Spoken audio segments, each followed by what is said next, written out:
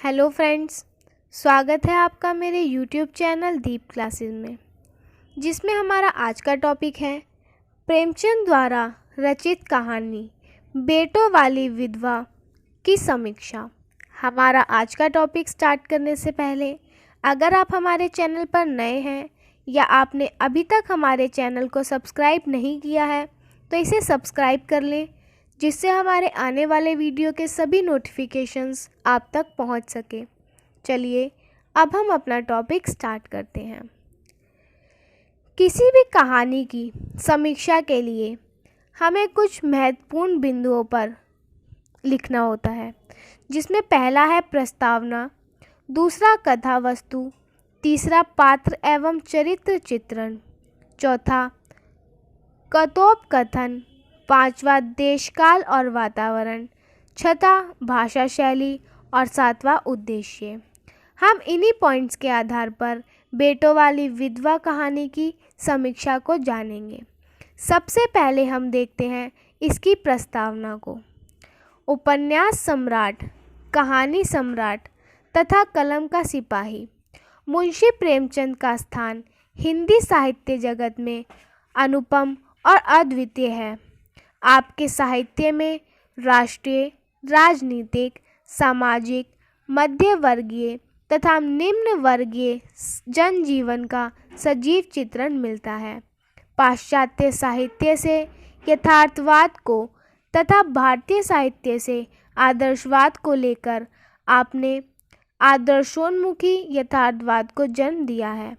आपके साहित्य में समाज की कुरीति, राजनीतिक उथल पुथल, किसानों और मजदूरों की दयनीय दशा तथा सामाजिक बंधनों में तड़पती भारतीय नारी के अंतर्मन का सूक्ष्म और मार्मिक चित्रण हुआ है।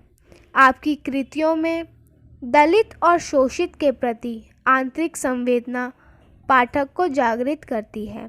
प्रतिज्ञा, निर्मला, गबन, सेवा सदन, रंगभूमि, कर्मभूमि, गोदान आदि इन उपन्यासों में और करीब 300 कहानियाँ प्रेमचंद की कलम से निकली है।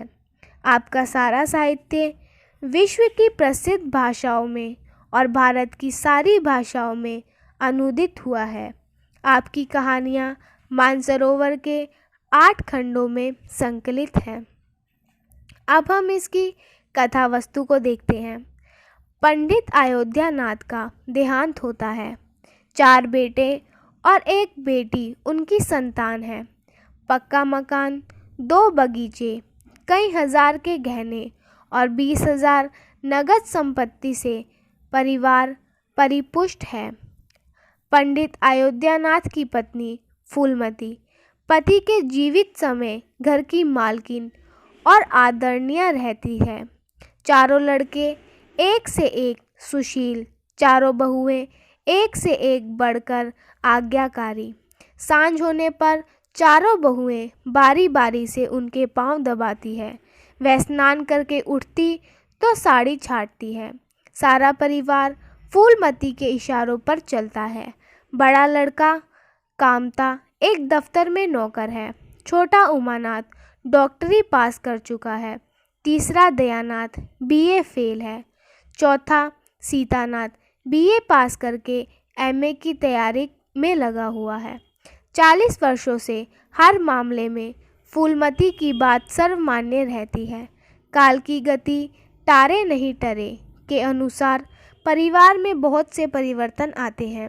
फूलमती की बात का कोई आदर नहीं करता।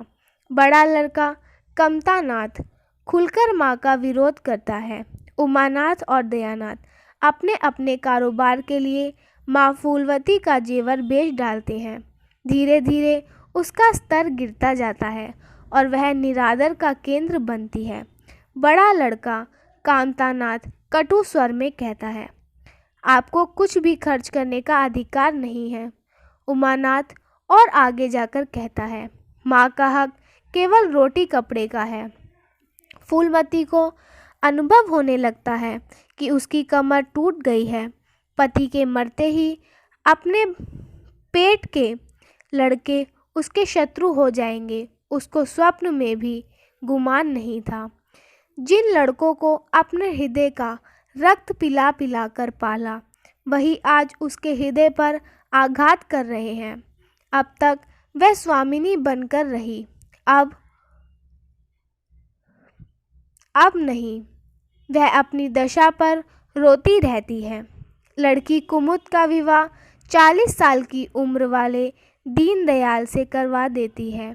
चारों बेटों ने समझा मानो उनके हृदय का कांटा निकल गया। जी तोड़कर घर का काम करना और अंतरंग नीति से अलग रहना फूलमती को नियम हो जाता है। सारा घर सोता रहता है और वह आंगन में झाड़ू लगाती रहती है। आग जलाकर चावल दाल की कंकड़ियाँ चुनती रहती है।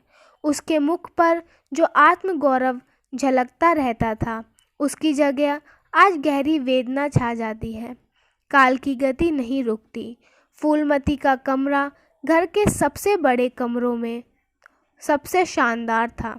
वह बड़ी बहू के लिए खाली कर देती है और खुद एक छोटी सी कोठरी में रहने लगती है, जैसे कोई भिखारिन हो। बेटों और बहुओं से अब उसे ज़रा भी स्नेह नहीं है। अब वह घर की नौकरानी बन गई है।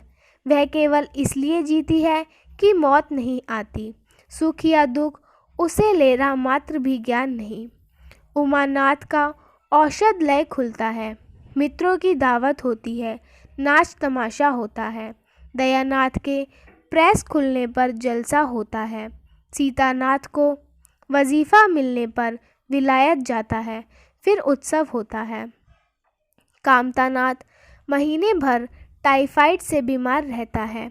दयानाथ अपने पत्र का प्रचार बढ़ाने के लिए एक आपत्तिजनक लेख लिखने पर 6 महीने की सज़ा पाता है।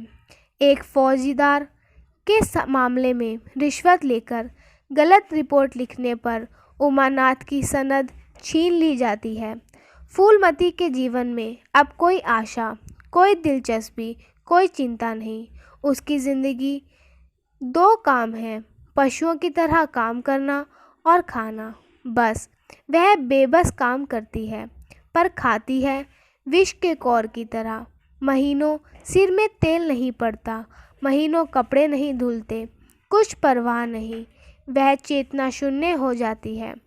सावन की झड़ी लगी होती है, आकाश में टिम मिटलाते बादल घिर आते हैं। फूलमती घर के सारे बर्तन मांजती है, पानी में भीगकर सारा काम करती है, आग जलाकर चूल्हों पर पतीलियाँ चढ़ा देती है। उसी वर्षा में गंगा जल लाने निकलती है।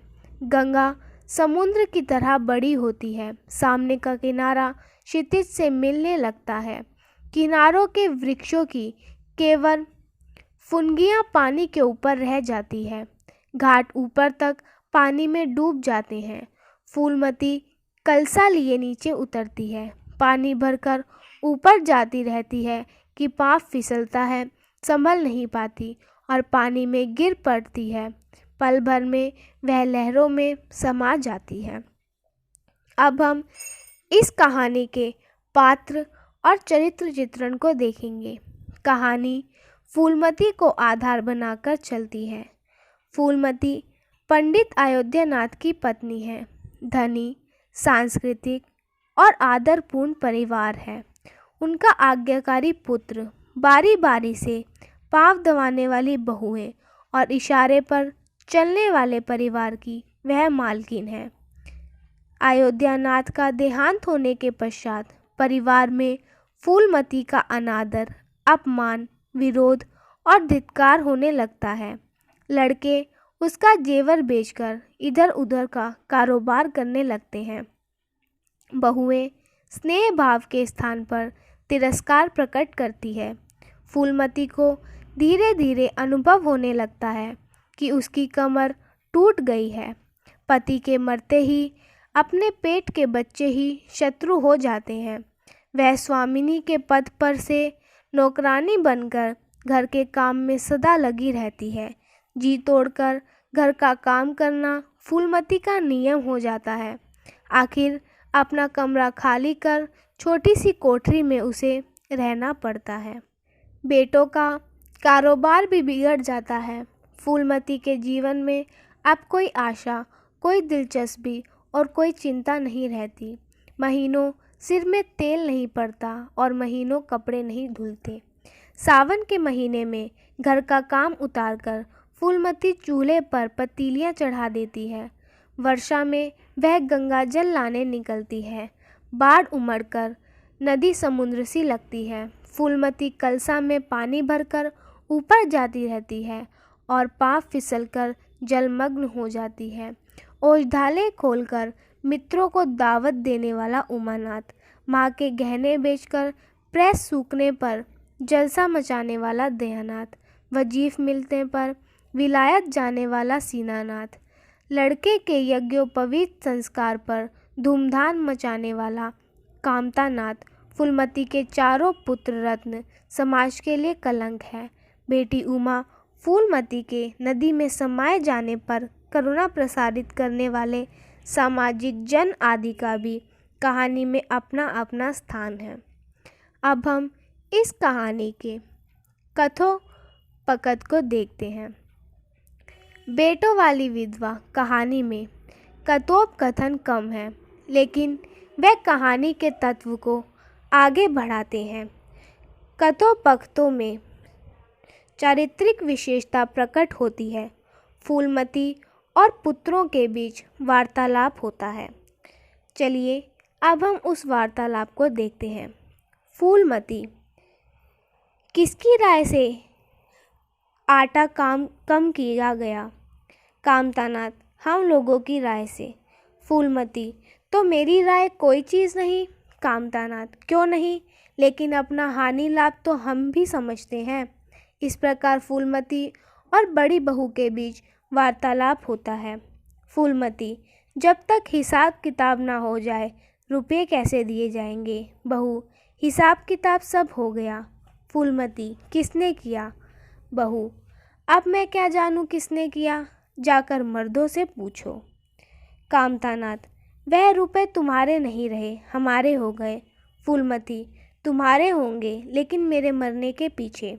कामतानाथ, नहीं, दादा के मरते ही हमारे हो गए हैं। फूलमती के गंगा की लहरों में विलीन होते समय एक ने पूछा, वह कौन बुढ़िया थी? अरे वही पंडित अयोध्यानाथ की विधवा है। अयोध्यानाथ तो बड़े आदमी थे, उनके लड़के बड़े बड़े हैं और सब कमाते हैं। हाँ, सब है, मगर भाग्य तो कोई वस्तु नहीं। इस प्रकार कथोपकथन छोटे होकर नाटकीय विधान में रचे गए हैं, जिससे पात्रों का मनोभाव व्यक्त होता है। अब हम इसके देशकाल और वातावरण को देखते हैं। बशदरी का वातावरण कहानी में एक भाग है। बेटों वाली विधवा कहानी में वातावरण का सजीव निर्माण हुआ है। यह कहानी प्रायः 80 साल के पहले रची गई है, जो वातावरण आज भी विद्यमान है। पिता के जीवित रहते तक माँ एक देवी मानी जाती थी। पिता के चल बसने के पश्चात माँ को नौकर बनाकर घर का काम कराया जा रहा है। बेटे बहू अपने अपने सुख भागों में लिप्त हैं। अब हम इसकी भाषा शैली को देखते हैं। कहानी की भाषा व्यवहारिक खड़ी बोली है। स्वादु और शीघ्र शैली में त्वरित गति में कहानी आगे बढ़ती है। पाँव दबाना, साड़ी छाटना, खून का घूंट पीकर रह जाना, हृदय का कांटा निकालना, बेकसों का अवलंबन, अपनी दशा पर रोना, विष के कौर निगलना, राज करना आदि मुहावरों का सफल प्रयोग किया गया है। अब हम इस कहानी के उद्देश्य को देखते हैं। मातृ देवो भवः यत्र नार्युस्तु पूज्यते रमन्ते तत्र देवताः आदि सूक्तियाँ भारत के कोने कोने में हर समय हर व्यक्ति रटता रहता है, किंतु नारी का दमन जितना भारत में होता रहा है उतना प्रायः बहुत कम प्रांतों में होता है। जननी फूलमती का स्थान गिरकर नौकर तक बन जाता है। वह निरादर तथा अपमानों का केंद्र बनती है। अपने पेट के लड़कों की दुष्टि में फूलमती का स्थान देखिए। आपको कुछ भी खर्च करने का अधिकार नहीं है। माँ का हक केवल रोटी कपड़े का है। पति के मरते ही अपने पेट के लड़कों से उसके शत्रु हो जाते हैं।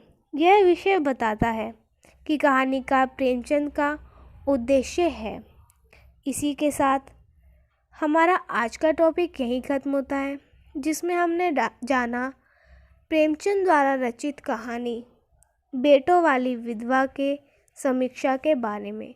अगर हमारा आज का वीडियो आपको पसंद आया हो तो वीडियो को लाइक एंड शेयर करें और हमारे चैनल को सब्सक्राइब करें। Thank you for watching.